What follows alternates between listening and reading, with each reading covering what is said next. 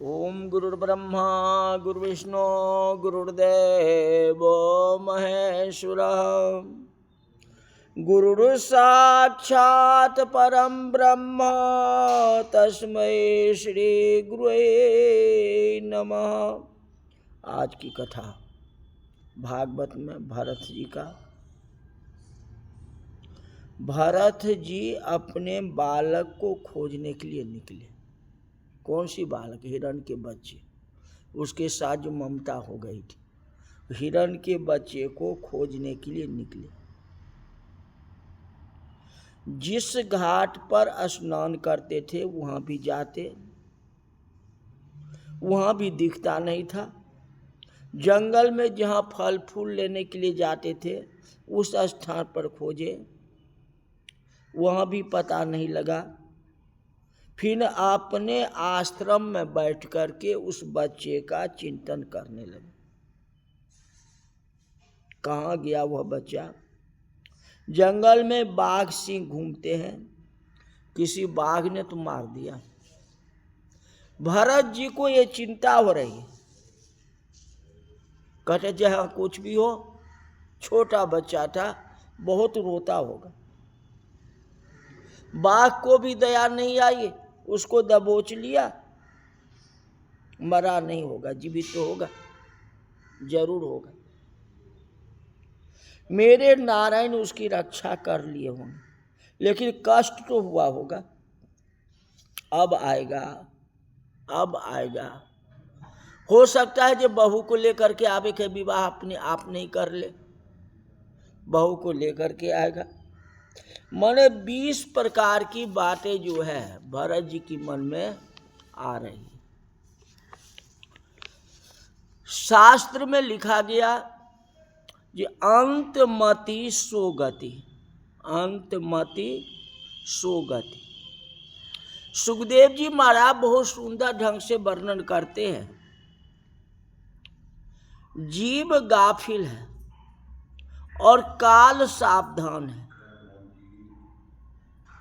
काल कभी विचार नहीं करता कि इसका यह काम बाकी है और यह काम होने वाला है।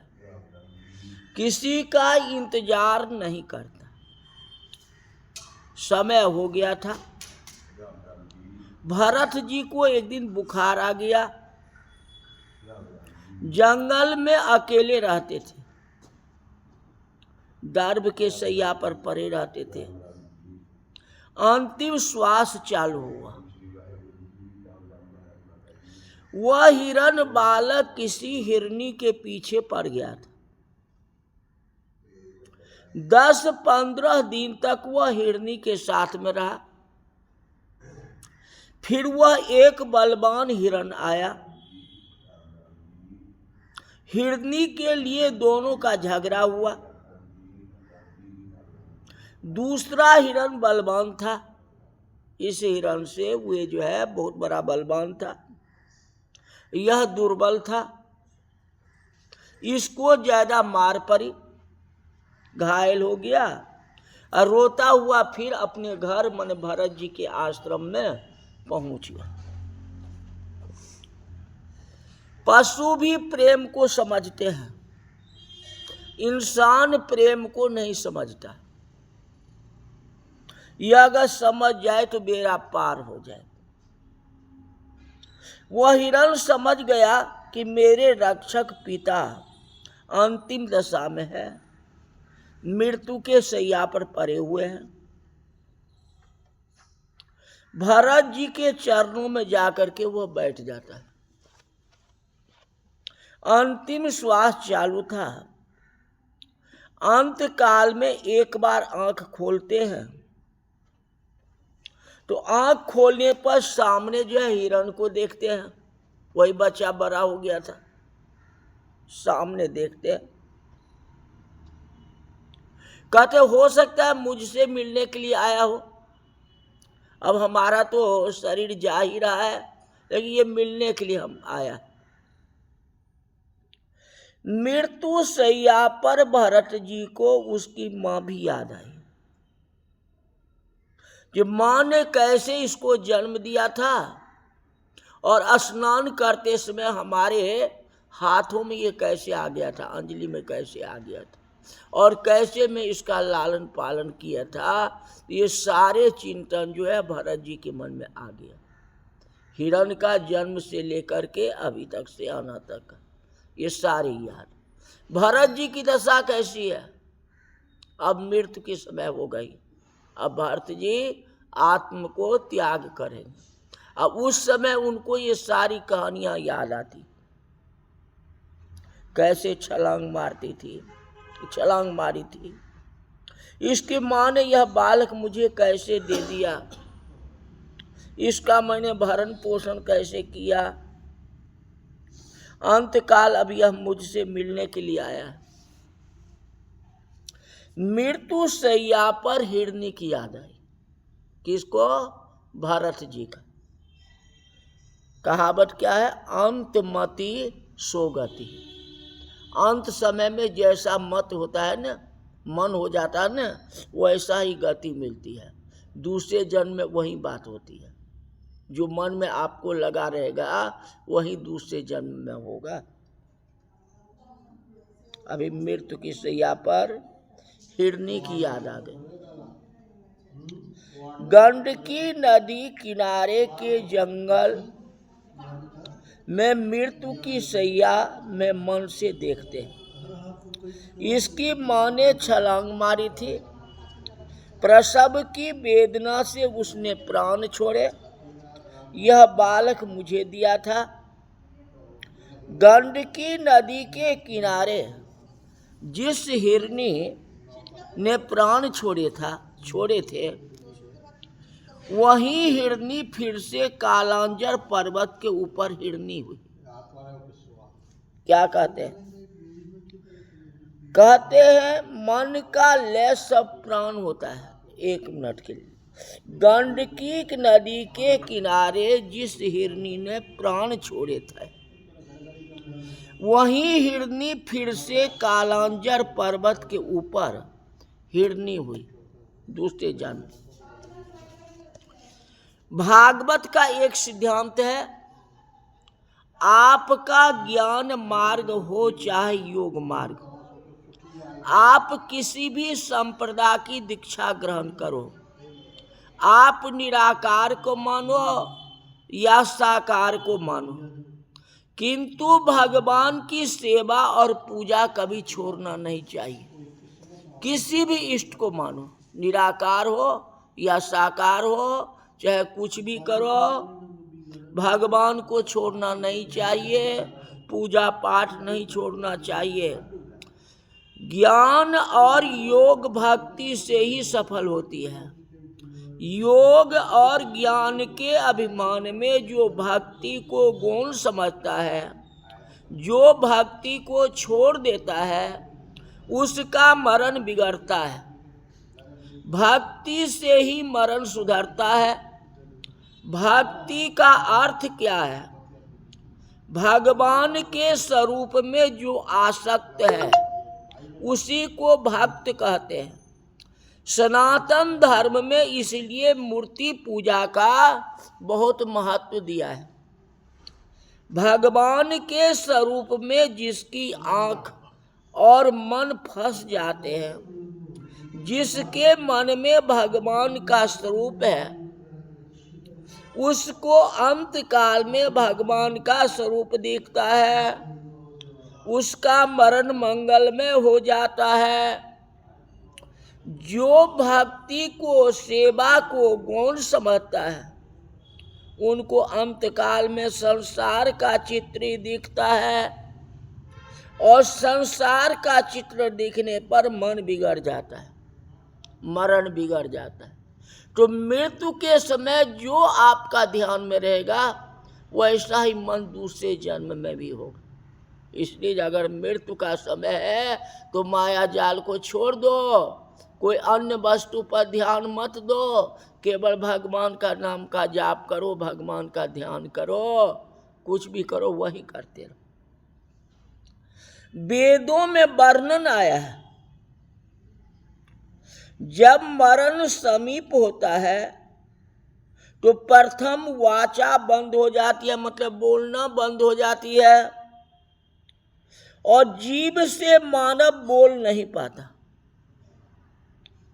मन से थोड़ी बातें करता है लेकिन बोल नहीं सकता है। वाणी में लय मन में हो जाता है, मन से बोलता है, मन में याद करता है लेकिन जीभ काम नहीं करता। मरण जब अति समीप होता है तो मन का लय प्राण में हो जाता है। शरीर में केवल श्वास चालू रहता है, फिर भी बधिर हो जाता है, सुनाई नहीं पड़ता है। मन प्राण में मिल जाता है। मन का लय जब प्राण में होता है तो हृदय में प्रकाश में परमात्मा नारायण का दर्शन होता है। सभी के हृदय में प्रकाश में परमात्मा है। जिस प्रभु की शक्ति से मानव देखता है, आंख को देखने की शक्ति भगवान देते हैं, बोलने की शक्ति भगवान देते हैं। जिसके प्रकाश से मानव बोलता है, जिस प्रकाश के आधार से मानव देखता है, इंद्रियों के प्रकाश देने वाले वे नारायण प्रत्येक के हृदय में वास करते। मन बाहर बहुत घूमता है, इसलिए हृदय में विराजमान प्रकाश में नारायण का दर्शन नहीं होता। मन जब अंतर्मुख होता है, मन जब बधिर हो जाता है, तो अंत काल में सभी को हृदय में प्रकाश में परमात्मा का दर्शन होता है। परमात्मा का दर्शन करने के बाद वासना में मन जहां फंस गया होता है, उस वासना के अनुसार यह चित्र दिखता है। जिसको मन भगवान के स्वरूप में, भगवान के सौंदर्य में फंसा है, उसको भगवान स्वरूप दिखेगा। अंत काल में भगवान का दर्शन हो तो बेड़ा पार है। जो ज्ञानी योगी भक्ति को गौण मानते हैं, सेवा पूजा को गौण समझते हैं, ऐसे ज्ञानी योगियों को अंत काल में संसार का चित्र दिखता है, और संसार का चित्र देखने पर मरण बिगड़ता है। भरत जी महाराज बड़े ज्ञानी हैं और योगी हैं। उनको अंत काल में हिरनी का चित्र दिखाई दिया। मृत्यु के समय में हिरनी का चित्र दिखाई दिया। हिरण बालक को देखने के बाद उसकी मां भी याद आती। इसकी मां ने यह बालक मुझे दिया था। इसकी मां ने गंडकी नदी के किनारे प्राण छोड़े थे। सुखदेव जी महाराज वर्णन करते हैं, भरत जी को हिरनी का चित्र दिखता है। हिरनी का स्मरण करते हुए शरीर छोड़ते हैं। भरत जी उसी हिरनी के पेट में गए। महान ज्ञानी, महान योगी भरत जी हिरण हुए। जैसा मति वैसी गति, दूसरे जन्म में हिरण का शरीर मिला। परीक्षित राजा को आश्चर्य होता है कि बड़े ज्ञानी योगी तपस्वी, अब उन्होंने भी ये साधारण भूल कर दी। अब भूल के पीछे भी परोपकार की भावना है। उनको क्या स्वार्थ था? उनको स्वार्थ नहीं था। ज्ञान भक्ति व्यर्थ हो जाते। इतने बड़े ज्ञानी योगी होते हुए भी पशु में जन्म हुआ। राजा को बहुत आश्चर्य होता है। सुखदेव जी महाराज राजर्षि को सावधान करते, कहते राजन, ज्ञान और भक्ति कभी व्यर्थ नहीं जाते। भरत जी पशु तो हुए हैं, किंतु पशु शरीर में भी उनके पास में ज्ञान है। मेरी भूल हो गई इसलिए मैं पशु हुआ, ये तो बात तो मन में आ रहा है ना। ये मेरा थोड़ा सा भूल हो गया, जिसके कारण पशु का यौन मिला। जो मृत्यु के समय में पशु का याद हुआ, हिरण का याद हुआ, इससे मेरी ये दशा हुई। तो आबहु चेत करो रघुनंदन, जो बीता सो बीत गया, जो हो गया सो हो गया। दूसरे जन्म में भी तो अच्छा कर्म करो। पिछला जन्म में तो ऐसा किया जिसके कारण दुख और सुख का अनुभव कर रहे हो, हाँ, और इस जन्म में भी ऐसे ही कार्य करोगे, पाप करोगे, तो फिर दूसरा जन्म में तो वही बात होगी। इसलिए बड़े भाग मानव तन पावा, बड़ी भाग से मानव का शरीर मिला है। इस मानव शरीर में इस जन्म में तो कुछ कर लो, आगे देखा जाएगा, जो होगा सो होगा। आज की कथा यही तक रही।